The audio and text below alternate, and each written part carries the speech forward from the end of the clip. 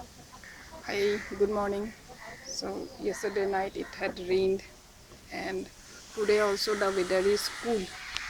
But what happened yesterday night was that one of my flower pot, this one, it broke, and I have to plant this uh, species into another pot now.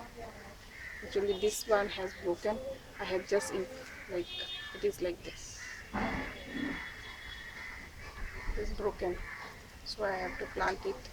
I'll be doing some gardening today, and I have stocked some rainwater because rainwater is good for plant health. So today there is no class, but from coming week there will be classes. Pressure work classes will be there